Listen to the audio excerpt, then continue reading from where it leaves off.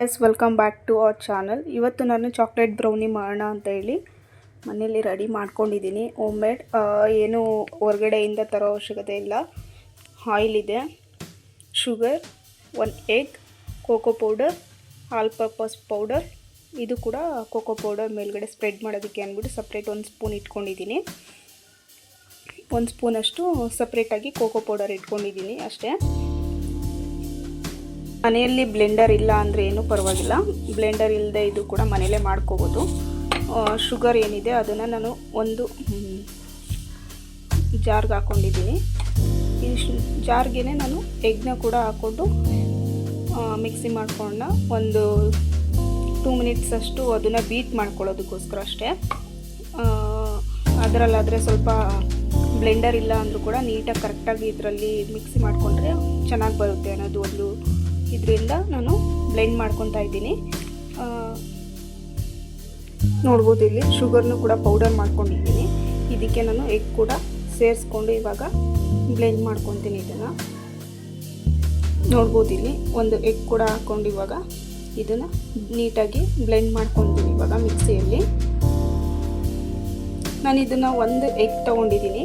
ಮತ್ತು ಇದಕ್ಕೆ all purpose powder ಎಷ್ಟು ತೊಗೊತೀರೋ ಅಷ್ಟೇ ಕ್ವಾಂಟಿಟಿಯಲ್ಲಿ ನೀವು ಕೋಕೋ ಪೌಡರ್ ಕೂಡ ತೊಗೋಬೇಕು. ಮತ್ತು ಆಯಿಲ್, ಶುಗರ್ ಬೇಕಾದರೆ ನೀವು ಸ್ವೀಟ್ನೆಸ್ ಬೇಕು ಅಂತಂದರೆ ಜಾಸ್ತಿ ಕೂಡ ಆ್ಯಡ್ ಮಾಡ್ಕೋಬೋದು. ನೀವು ಎಷ್ಟು ಕ್ವಾಂಟಿಟಿಯಲ್ಲಿ ಆಲ್ ಪರ್ಪಸ್ ಪೌಡರ್ ತೊಗೋತೀರೋ ಆಯಿಲ್ ಮತ್ತು ಕೋಕೋ ಪೌಡರ್ ಎಲ್ಲ ಕೂಡ ಒಂದೇ ಕ್ವಾಂಟಿಟಿಯಲ್ಲಿ ತೊಗೊಬೇಕಾಗುತ್ತೆ. ನೀವು ಎಷ್ಟು ಒಂದು 50 ಗ್ರಾಮ್ ಅಷ್ಟು ತೊಗೊಂಡ್ರೆ ನೀವು ಅಷ್ಟೇ ಆಯಿಲ್ ಕೂಡ ತೊಗೋಬೇಕು, ಕೋಕೋ ಪೌಡರ್ ಕೂಡ ತೊಗೋಬೇಕು. ಶುಗರ್ ಬೇಕಾದರೆ ನೀವು ವೇರಿಯೇಷನ್ ಮಾಡ್ಕೋಬೋದು ನಿಮ್ಮ ಸ್ವೀಟ್ನೆಸ್ಸಿಗೆ. ಇದನ್ನು ಬ್ಲೆಂಡ್ ಮಾಡ್ಕೊಳ್ಳೋಣ ಇವಾಗ. ನೋಡ್ಬೋದು ಇಲ್ಲಿ ಒಂದು ಬೌಲ್ ತೊಗೊಂಡಿದ್ದೀನಿ. ಈ ಬೌಲ್ಗೆ ನಾನು ಏನು ಗ್ರೈಂಡ್ ಮಾಡ್ಕೊಂಡಿದ್ದೆ ಎಗ್ ಆಗಿರ್ಬೋದು, ಶುಗರ್, ಇದನ್ನೆಲ್ಲ ಸೇರಿಸ್ಕೊತೀನಿ ಇದಕ್ಕೆ.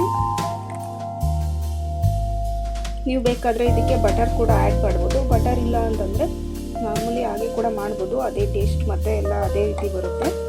ಸೊ ನಿಮ್ಗೆ ಸ್ವಲ್ಪ ಸಾಫ್ಟ್ ಬೇಕು ಅಂತಂದರೆ ಸಾಫ್ಟ್ ಕೂಡ ಅದೇ ರೀತಿ ಬರುತ್ತೆ. ನಿಮ್ಗೆ ಇನ್ನೂ ಸಾಫ್ಟ್ ಬೇಕು ಅಂತಂದರೆ ಬೇಕ್ರಿಲಿ ಮಾಡೋ ಥರನೇ ಸಾಫ್ಟ್ನೆಸ್ ಬೇಕು ಅಂತಂದರೆ ಬಟರ್ ಕೂಡ ಆ್ಯಡ್ ಮಾಡ್ಬೋದು. ನೋಡ್ಬೋದು ಇವಾಗ ನಾನು ಆಲ್ ಪರ್ಪಸ್ ಪೌಡರ್ ಏನಿದೆ ಮೈದಾ, ಸೊ ಅದನ್ನು ಕೂಡ ನಾನಿವಾಗ ಸೇರಿಸ್ಕೊತೀನಿ. ಇವಾಗ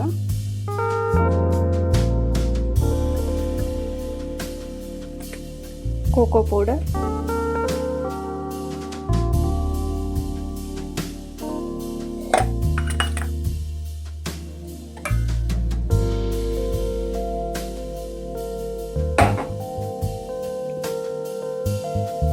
ಸೊ ಆಯಿಲ್ ಕೂಡ ಸೇರಿಸ್ಕೋಬೋದು. ನಾನು ಎಲ್ಲ ಒಂದೇ ಕ್ವಾಂಟಿಟಿಯಲ್ಲಿ ತೊಗೊಂಡಿದ್ದೀನಿ. ಆಯಿಲ್ ಕೂಡ ಅಷ್ಟೇ, ಎಲ್ಲನೂ ಕೂಡ ಒಂದೇ ಕ್ವಾಂಟಿಟಿಯಲ್ಲಿ ತೊಗೊಂಡಿರೋದ್ರಿಂದ ಸ್ವಲ್ಪ ಆಮೇಲೆ ನೋಡ್ಕೊಂಡು ಆಯಿಲ್ನ ಇನ್ನೊಂದು ಸ್ವಲ್ಪ ಸೇರಿಸ್ಕೊತೀನಿ. ಇವಾಗ ನೀಟಾಗಿ ಇದನ್ನು ಬ್ಲೆಂಡ್ ಮಾಡ್ಕೊಳ್ಳೋಣ.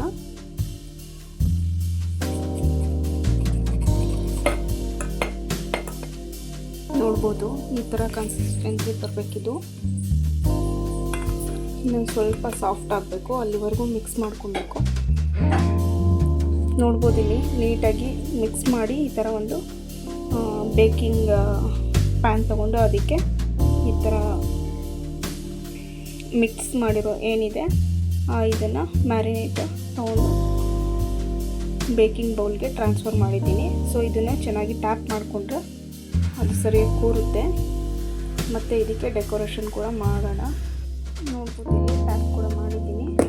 ಇನ್ನೊಂದು ಸ್ವಲ್ಪ ಟ್ಯಾಪ್ ಮಾಡಿ ಮೇಲೆ ಕೋಕೋ ಪೌಡರ್ ಏನಿದೆ ಅದನ್ನು ಸ್ಪ್ರೆಡ್ ಮಾಡ್ಕೊಳ್ಳೋಣ. ಸ್ಪ್ರೆಡ್ ಮಾಡಿ ಏನು ಕಟ್ ಮಾಡ್ಕೊಂಡಿದೆ ಡ್ರೈ ಫ್ರೂಟ್ಸ್ ಅದನ್ನು ಸ್ವಲ್ಪ ಮಿಕ್ಸ್ ಮಾಡ್ಕೊಳ್ಳೋಣ. ಕೈಯಲ್ಲೇ ಹೀಗೆ ಕೋಕೋ ಪೌಡರ್ ಕೂಡ ಸ್ಪ್ರೆಡ್ ಮಾಡ್ಕೊಳ್ಳೋಣ.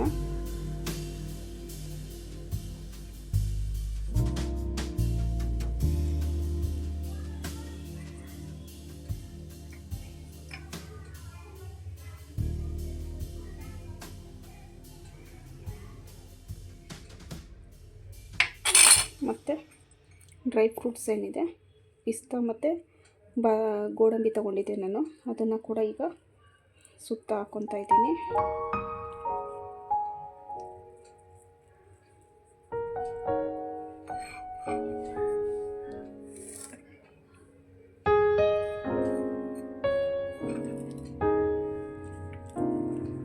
ನೀವು ಇದನ್ನು ಓವನಲ್ಲಿ ಕೂಡ ಬೇಕ್ ಮಾಡ್ಕೋಬೋದು.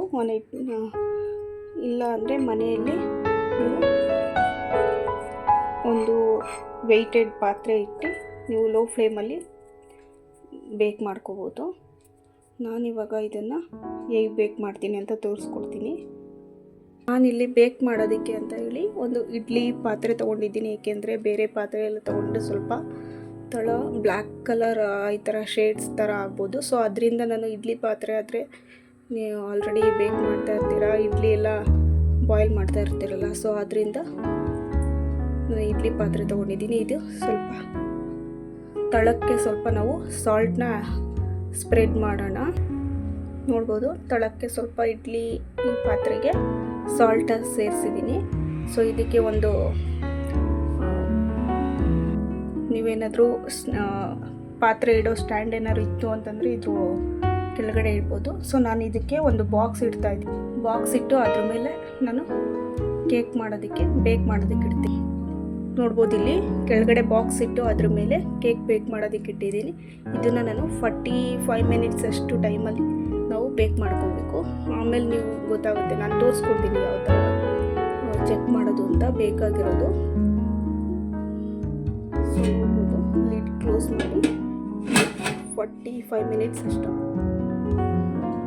ಬೇಕ್ ಮಾಡ್ಕೊಳ್ಳೋಣ.